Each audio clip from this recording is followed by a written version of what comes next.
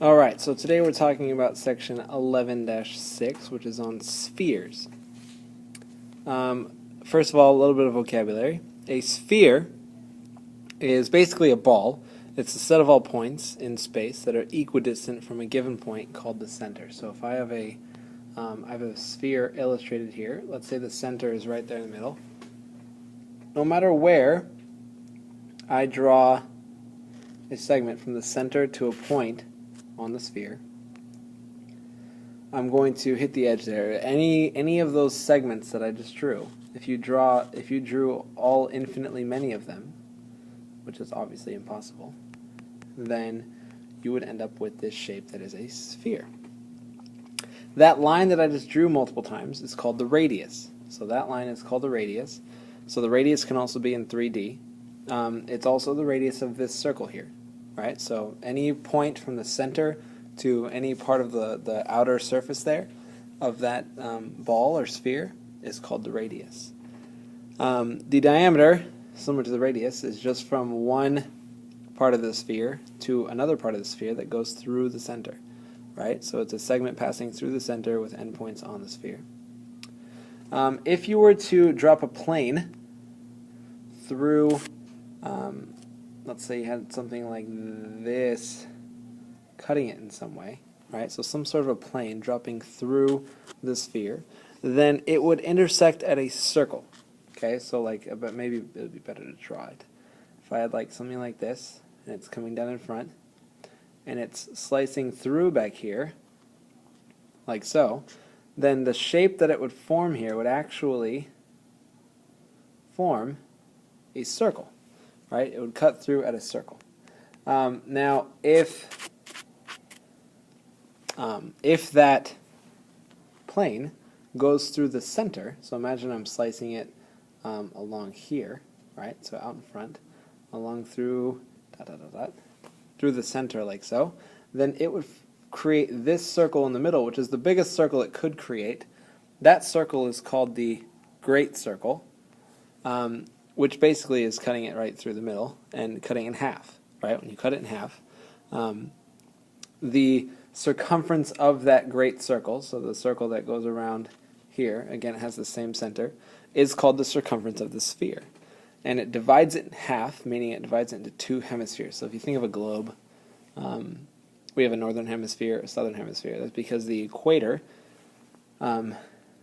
slices the Earth in half. The equator is the great circle of the Earth, if you will, and it cuts into two equal parts. So those are called hemispheres. So that term hemi, H-E-M-I, means half. Okay? Means half. Anyway, there's just a little vocabulary for you. The surface area for a sphere is given by the equation surface area equals 4 pi r squared. So if you know the radius of the sphere, you should be able to find the surface area. And the volume of a sphere is given by 4 over 3 times pi r cubed. You need to commit these to memory. The method of deriving them is not so straightforward. There are a couple ways in your book, if you're using our book, that shows a couple ways of estimating it, but for now that's not truly important for what we're doing. So let's do some examples. If I want you to find the volume and the surface area of this sphere, what I want you to do, again, you're just applying the formulas here. So it gives us that the radius is 3, right? So r equals 3. So the volume would just be 4/3 times pi times r cubed, or 3 to the third.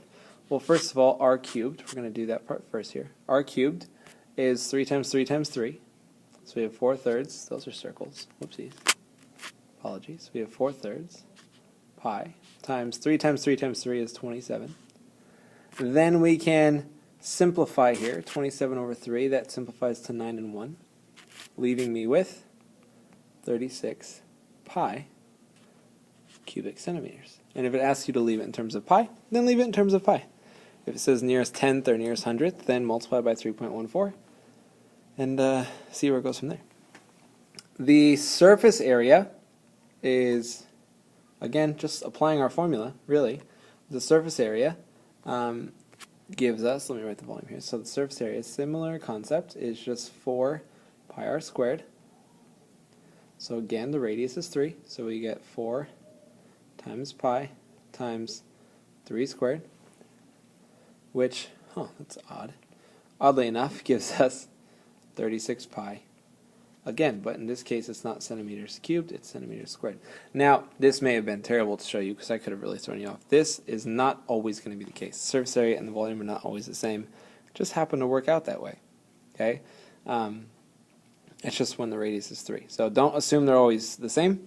If you don't believe me, try it with a radius of 2 or try it with a radius of 4 and you will not get the same answer. So, anyway, that was just showing you how to use those formulas. Let's get to a little bit more of an interesting problem. So if I tell you that the surface area is 64 pi, and I want you to find the radius, and I want you to find the volume. This is a little bit different. So we first need to apply our formula. The surface area is 4 pi r squared, right? So I'm going to say that 64 pi equals 4 pi r squared. Then we can solve this equation, divide both sides by pi, which will cancel those, and then divide both sides by 4 as well. Let me change colors here. Divide by 4, which will cancel those. 64 divided by 4 is 16. So I end up with 16 pi. Oh, sorry, not pi. Pi is canceled. 16 equals r squared. Therefore, r equals 4. Now you can apply this directly into this problem. Once we know that the radius is 4, we can find v. v equals 4/3 pi r to the third, which is just 4/3 times pi times 4 times 4 times 4, which is 64. I'm going to multiply this is the same thing as 64 over 1, right? So I'm going to multiply my numerators together, which are the 4 here and the 64. I'm going to multiply those together. 4 times 64 is 256. So I get 256 pi all over 3. And the units here would be meters to the third. And that would be your answer. And if it says, change it to decimal, then change it to decimal. And if not, leave it as a fraction. Okay? So I could ask you to, if I give you the surface area, I could ask you just find the volume. And that's it. And you would have to use the same strategy. You would have to first find the radius and then find the volume, just like what we did. So I built it in here to this question where I gave it into 2 parts, but like on your state test or on the SATs or your chapter test, they're likely not going to do that. They're just going to say, here's the surface area, find the volume. And the strategy, find the radius first, then plug it into the volume formula. It can go both ways. You can have a problem like this as well.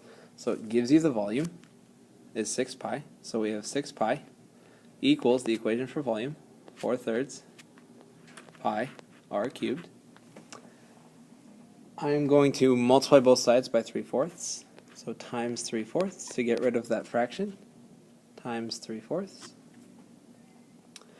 And I'm going to end up with 18 pi over 4 equals, these cancel, I get pi r cubed.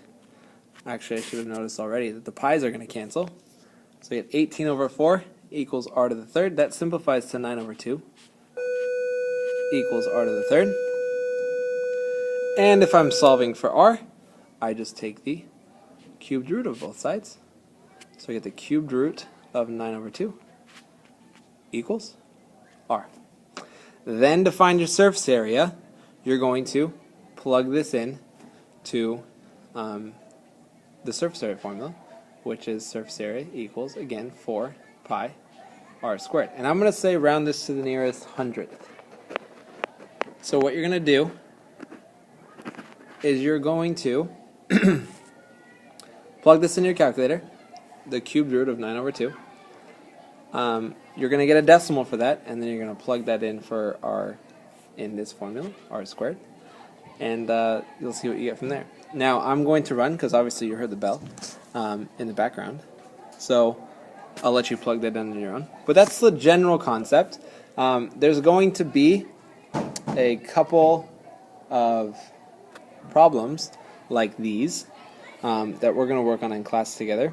I would encourage you, they're in your book as well, I would encourage you to look at them and see if you can kind of get an idea of how to do them first. So the first one is a hemisphere on top of a cylinder.